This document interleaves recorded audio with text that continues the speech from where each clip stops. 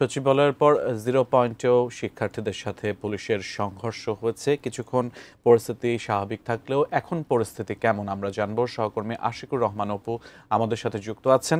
অপু, সচিবালয় থেকে আমরা যদি 0 পয়েন্ট ধরি এবং তারপরে স্টেডিয়ামমুখী অবস্থানের দিকে আবারও যানবাহন চলাচল বন্ধ ঘোষণা করা হয়েছিল কিছুক্ষণ আগে।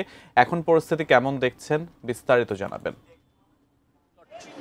এখন ঠিক 2 ঘন্টার মতো সময় এখানে মারাত্মক উত্তেজনা। সচিবালয়ে ঠিক 3:45টার দিকে শিক্ষার্থীরা ভেতরে ঢুকে গেল, সেখানে তারা ভাঙচুর, এরপর সংঘাত সংঘর্ষ, পুলিশের লাঠিচার্জ, কাঁদুনের গ্যাস এবং একই সঙ্গে সাউন্ড গ্রেনেড। মুহুর্মুহু সংঘর্ষের পর শিক্ষার্থীদেরকে সচিবালয় থেকে বের করে দেওয়া হয়। তারা ছত্রভঙ্গ হয়ে প্রেস ক্লাবের দিকে, শিক্ষা ভবনের দিকে এবং গুলিস্তান 0 পয়েন্টের দিকে এগিয়ে আসে এবং এরপর থেকে কিছুক্ষণ পর থেকে গুলিস্তান 0 পয়েন্ট থেকে শিক্ষার্থীরা আবারও এখানে জড়ো হয়। এই চারদিকটা আমরা এখন বাম দিকে ঘুরিয়ে চারদিকটা দেখাবো। এখন এখানে স্বাভাবিক অবস্থা, কিন্তু বিকেল 4:30টার দিক থেকে এখানে শিক্ষার্থীদের সঙ্গে আবারও পুলিশের সংঘর্ষ শুরু হয়। শিক্ষার্থীদের মূল যে 6 দফা দাবি এবং একই সঙ্গে শিক্ষা উপদেষ্টার পদত্যাগ, এইগুলো সমন্বয়ের ঘোষণা সরকারের পক্ষ থেকে দেওয়া হলেও শিক্ষার্থীরা এখানে তাদের অবস্থান চালিয়ে যায় এবং শিক্ষার্থীদেরকে দফায় দফায় টিয়ার শেল ছুড়ে এবং অনেকটা ধাওয়া দিয়ে লাঠিচার্জ করে এখান থেকে সরিয়ে দেওয়া হয়। তারা বেশ ভালোভাবে ছত্রভঙ্গ হয়ে আশপাশে ছড়িয়ে ছিটিয়ে যায়।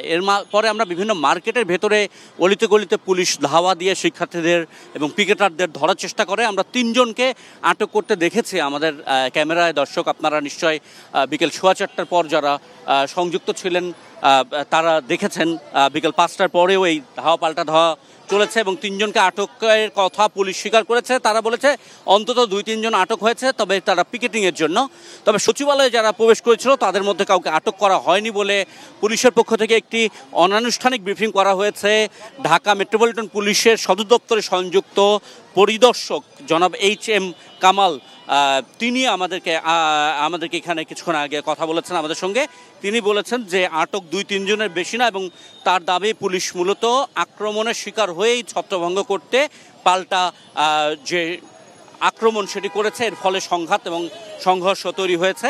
এসি কেনার কথা ভাবছেন? ভিশন দিচ্ছে যে কোনো এসিতে 15% নিশ্চিত ছাড়। এছাড়াও থাকছে মানি ব্যাক গ্যারান্টি নিশ্চয়তা। এবং শিক্ষার্থী ছাড়াও এখানে অন্যরা ছিল বলে পুলিশ ধারণা করছে, অর্থাৎ পুলিশ নিশ্চিত না যে সবাই এখানে শিক্ষার্থী ছিল কিনা। তবে আমরা দেখেছি যারা শিক্ষার্থী ছিল তারা তাদের প্রতিষ্ঠানের আইডি কার্ড গলায় ঝুলিয়ে এখানে বিক্ষোভ করেছে, মিছিল করেছে। তাদের দাবি আজকের সংঘাতেও অনেক হতাহতের ঘটনা ঘটেছে, যদিও এরকমটা আমরা অন্তত আমাদের ক্যামেরায় আমরা যতটুকু দৌড়াতে পেরেছি আমাদের ক্যামেরায় হতাহতের কোনো বিষয় পাইনি।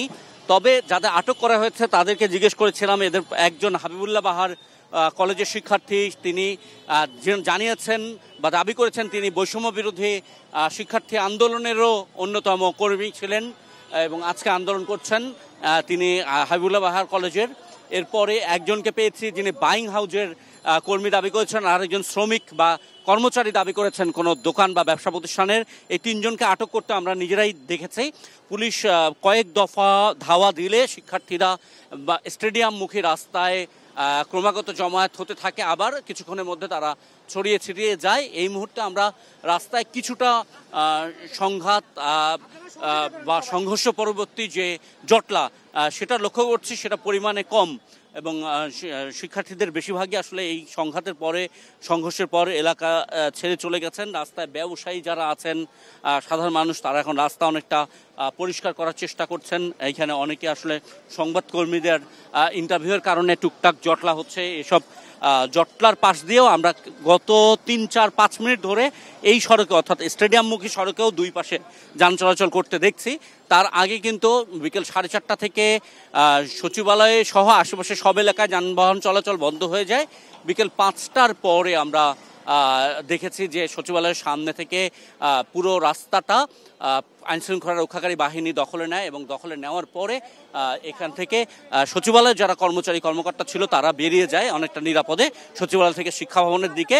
কিন্তু তখনও গুলিস্তান 0 পয়েন্টে থমথমে পরিস্থিতি, দফায় দফা টিয়ার শেল ছোড়া হচ্ছিল এবং সেখানে বিকেল 5:30 নাগাদ পরিস্থিতি অনেকটা স্বাভাবিক হয়ে আসে এবং এই এরপরে আস্তে আস্তে পুলিশও সরে যায়, শিক্ষার্থীদের সংখ্যাও কমে যায় এবং শিক্ষার্থীদের এখনও ছোটোখাটো জটলা আছে, তারা তাদের দাবি দাওয়া বিভিন্ন রকম জানিয়ে যাচ্ছে এবং তাদের আগের দাবিগুলো আছে, শিক্ষা উপদেষ্টার পদত্যাগের দাবি আছে, আজকের এই সংঘর্ষের ঘটনায় তারা বিক্ষুব্ধ সেটিও আছে।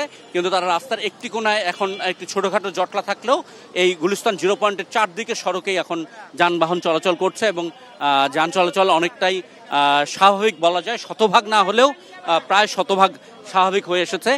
শিক্ষার্থীরা এখনো সাংবাদিকদের সঙ্গে কথা বলছে, আমরা একটু শোনার চেষ্টা করব তারা কি বলছেন। আমাদের দাবি শিক্ষা উপদেষ্টা, তার বক্তব্য দেখলে আমাদের তার কাজে আমরা দায়িত্বে অবহেলা পেয়েছি, তার প্রত্যেকটা কাজে আমরা অবহেলা পেয়েছি, আমরা মনে করি সে এখানে থাকার যোগ্য না, এই জন্য আমরা তার পদত্যাগ চাই। কথা হচ্ছে আজকে আমাদের তাদেরকে হামলা করা হয়েছে। আচ্ছা, শিক্ষা উপদেষ্টা পদত্যাগ করলেই কি মানে সমাধান হয়ে যাবে না? শিক্ষা উপদেষ্টার পদত্যাগ না, আমাদের মাইলস্টোনের পক্ষ থেকে দেখবেন আমরা 6 দফা দাবি দিয়েছে, সেই 6 দফা দাবি যতক্ষণ না পর্যন্ত সম্পূর্ণ হবে আমরা এই আন্দোলন চালিয়ে যাব। আচ্ছা, আপনার কি মাইলস্টোনেরই? না, আমরা মাইলস্টোনের না, আমরা মাইলস্টোনের ভাই। আমরা অন্যান্য কলেজের এখানে আজকে সারা ঢাকার ভিতরে যতগুলো কলেজ আছে সকল কলেজের স্টুডেন্টরা এখানে উপস্থিত আছে। পরবর্তী কর্মসূচি কি? এখন তো আপনাদের এই মুহূর্তে তো রাস্তা আমরা স্বাভাবিক দেখছি, যান চলাচল করছে, আপনাদের পরের কর্মসূচি কি হবে? আমাদের পরের কর্মসূচি এখন পর্যন্ত সবাই যখন একজোট হব, এক জায়গায় গিয়ে বসবো, তখন আমরা জানিয়ে দেবো। আজকে বাদ দিলাম, কিন্তু কালকে আবার ফিরবো, কালকে বাদ দিলে পরশু আমরা আবার ফিরবো। প্রতিটা কলেজ থেকে আমরা বিক্ষোভ শুনতে পাচ্ছি, স্টুডেন্টরা প্রতিটা কলেজ থেকে প্রতিবাদ শুরু করছে। তারা আমার মনে হয় খুব শীঘ্রই তারা একত্রিত হয়ে খুব দ্রুত রাস্তায় নেমে তারা এই অন্যায়ের বিরুদ্ধে প্রতিবাদ চালু রাখবে। মানে আজকে আপনারা আবার আলোচনা করে সিদ্ধান্ত নেবেন? এখানে আলোচনার কিছু না, এখানে হচ্ছে প্রতিটা কলেজই দেখছে যে সারা বাংলাদেশই দেখছে বাংলাদেশ ছাত্রদের উপরে কি ধরনের অত্যাচার হচ্ছে। সে কারণে প্রতিটা স্টুডেন্টই আমরা দেখছি ফেসবুকে ঢুকে থাকেন, অনলাইনে ঢুকে থাকেন, কলেজের মাধ্যমে, কলেজের গ্রুপের মাধ্যমে প্রতিবাদ সমাবেশ চালু আছে এবং খুব দ্রুতই প্রতিটা কলেজ থেকে প্রতিবাদ শুরু হয়ে আমরা সকলে একত্রিত হব এবং আন্দোলনটাকে আমরা যথোপযুক্ত এবং যৌক্তিক একটা আন্দোলন হিসেবে শেষ করব। এটা শিক্ষা সচিবকে অপসারণে অন্তত আপনারা সন্তুষ্ট কিনা? না, আমরা পুরোপুরি সন্তুষ্ট নই, কারণ আমাদের পরে যে অত্যাচার, আজকে যে টিয়ার শেল মারা হয়েছে, আজকে যে গুলি চালানো হয়েছে, আজকে যে লাঠিচার্জ করা হয়েছে, এর বিরুদ্ধে আমরা তীব্র নিন্দা এবং প্রতিবাদ জানাই। এর একটা সুষ্ঠু জবাবদিহিতা আমরা সরকারের কাছ থেকে আশা করছি। আজকের যে সংঘাত, আজকে যে সংঘর্ষ, তাতেও তাদের সহপাঠীদের যে হতাহতের তারা দাবি করছেন, সেই ঘটনারও তারা একটা সুষ্ঠু সমাধান, একটা জবাব সরকারের কাছ থেকে চান। শিক্ষা সচিবের পদত্যাগে তারা সন্তুষ্ট না, পদত্যাগ নয় অপসারণে তারা সন্তুষ্ট হতে পারছেন না, তারা শিক্ষা উপদেষ্টার পদত্যাগ চান। এর পাশাপাশি মাইলস্টোন কলেজের শিক্ষার্থীদের পক্ষ থেকে যে 6 দফা দেওয়া হয়েছে, এই 6 দফারও তারা সমাধান চান না, অর্থাৎ তাদের যে দাবি দাওয়াগুলো সেগুলো নিয়ে তারা এখনো বিক্ষুব্ধ হয়ে রাস্তায় থাকতে চান।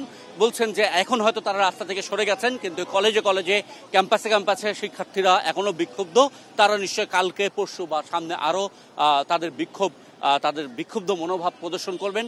তাদের যে দাবি শিক্ষা উপদেষ্টার পদত্যাগ এবং মাইলস্টোনের ঘটনার যে 6 দফা মাইলস্টোনের শিক্ষার্থীদের পক্ষ থেকে দেওয়া হয়েছে এবং আজকের এই সংঘাতের ঘটনার একটা সুষ্ঠু বিচার, জবাবদিহিতা নিশ্চিত না হওয়া পর্যন্ত আন্দোলন চালানোর কথা এখানে যারা জমায়েত হয়ে আছেন সেসব শিক্ষার্থীরা আমাদের বলছেন।